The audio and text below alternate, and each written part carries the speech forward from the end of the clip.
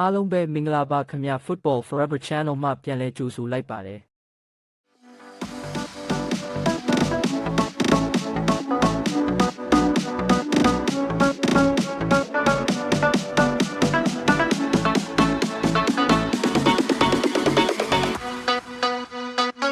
2025-2026ရာသီပွဲစဉ်တမှာပဲထိပ်တိုက်တွေ့ဆုံနေတဲ့ရန်သူတော်ကြီးနှစ်သင်း2025-2026ရဲ့ပွဲစဉ်တမှာတော့စင်ပြန်ကြီးတို့ဟာမောင်မောင်လွင်ကိုသွင်းတာခံရတဲ့အသင်းရဲ့အိမ်ကွင်းမှာတွားရောက်ကစားရမှာပဲဖြစ်ပါတယ်။အရင်တုန်းကတော့ဒီနှစ်သင်းဟာတွေ့ဆုံတိုင်းအကျိတ်အနေရှိခဲ့ပြီးပရိသတ်တွေကိုရတမျိုးစုံပေးစွမ်းနိုင်ခဲ့ပေမဲ့ခုနှစ်တွေမှာတော့နှစ်သင်းစလုံးတယောက်တစ်လက်စီတိုင်းပတ်နေတာမနေတော့ပါဘူး။နောက်ပိုင်းနှစ်တွေမှာတော့စင်ပြန်ကြီးတို့ဟာပုံစံကောင်းပြန်ရလာပေမဲ့သုံးနှစ်ဆက်စီသူလင်းသားဖြစ်ခဲ့ရတာကြောင့်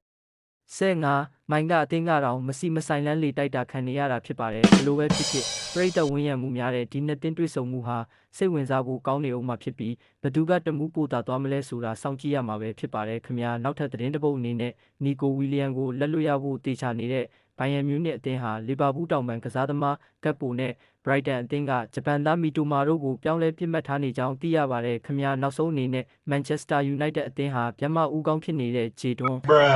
ဆန်ချိုကိုအငှားချခြင်းထက်အပိသက်ရောင်းချဖို့ကိုဦးစားပေးသွားမှာဖြစ်ပါတယ်။နာပိုလီအသင်းကစိတ်ဝင်စားတဲ့အသင်းတွေထဲမှာပါဝင်ပေမဲ့သူ့ရဲ့လက်ရှိလစာကိုပေးချေဖို့တော့ရည်ရွယ်ထားခြင်းမရှိသေးပါဘူး။ဒီအပြောင်းရွှေ့ကအစောပိုင်းစစ်မှာပဲရှိနေသေးပြီးတခြားစိတ်ဝင်စားတဲ့အသင်းတွေလည်းရှိနေပါတယ်။အားလုံးပဲကျေးဇူးပါခင်ဗျာ